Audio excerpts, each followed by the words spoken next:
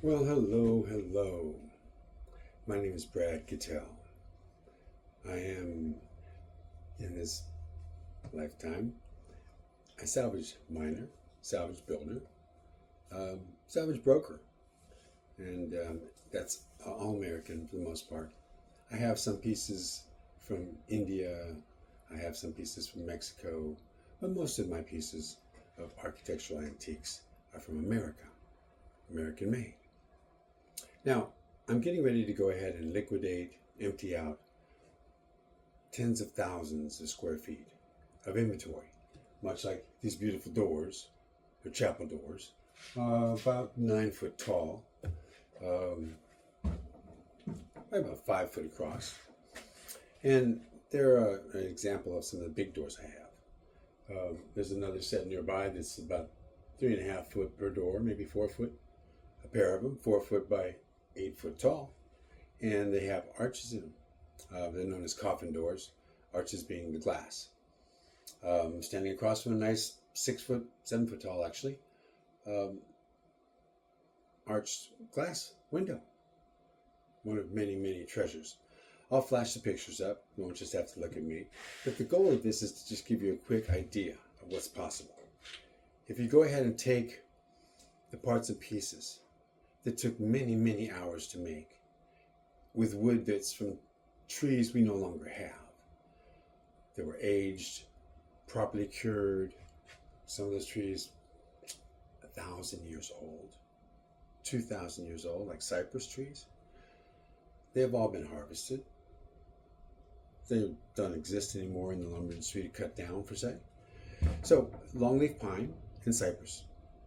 Two products I have massive amounts of storage. 2x12 beams, 2x10 beams, 6x6, 8x8 beams, turn posts, flooring, siding, trim for around windows, actual window jambs, where the window jambs and the windows have more wood in them if you were to buy the wood new with no knots. Excellent, beautiful wood. If you just took the windows apart, the value of the glass, the value of the wood that holds all the glass together, called a window and a jamb, is probably worth $200 just in wood. Some of it's in walnut, some of it's in longleaf pine, butternut, northern pines, but almost all of them exclusively during the 30s, going backwards into the 1800s. Those parts didn't have any knots. They were knot free. There was so much wood that it was classed by knots, and the knots had the lowest category, and they weren't really used on those kind of things, because if it went through the mill and the machines were going to be making it into flooring or anything else, you didn't want knots. Same thing with your casings for around your window. Same thing for your trim. So I have literally miles of it. So as you look at me, as you see, okay, I don't want to do this. I don't want to be an entrepreneur. I'm not going to market this forever. Okay?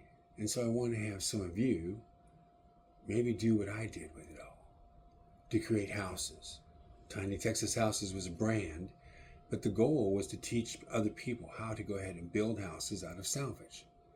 Never in my wildest dreams did I want to grow a business that made 1 million tiny houses. No. That's what the guys do that build the mobile homes, tiny mobile homes on wheels, and that kind of stuff. So in less than 5 minutes, what I'm trying to convey to you is an opportunity. I'd be more than glad if you wanted to do a package of $10,000 in materials, and that would be enough to build windows and doors for 3 tiny houses, maybe 2 larger houses, much in the style of the Sears catalog houses. Doors, windows, trim, flooring. In many cases, I still have a lot of flooring left to go ahead and put out there. I would like to see 4 or 5 people, maybe 10 people, start an outpost. A Pure Salvage Outpost is a concept for a local co-op where you build the houses, maybe on a ranch, maybe in a community. But the idea is, if you live in it, you can make payments on the materials. It's not that big of a cost, and you can make it over 5 years with no interest. So it defers that cost off. So if somebody can afford to get into a house on the front end without having to go to a bank, and if there's problems later on, well, we'll go ahead and do deferred payments and other things. So this is what I'm going to try to do. I'm running out of 5 minutes, so I'm going to go ahead and end this, and we'll try another one. How's that?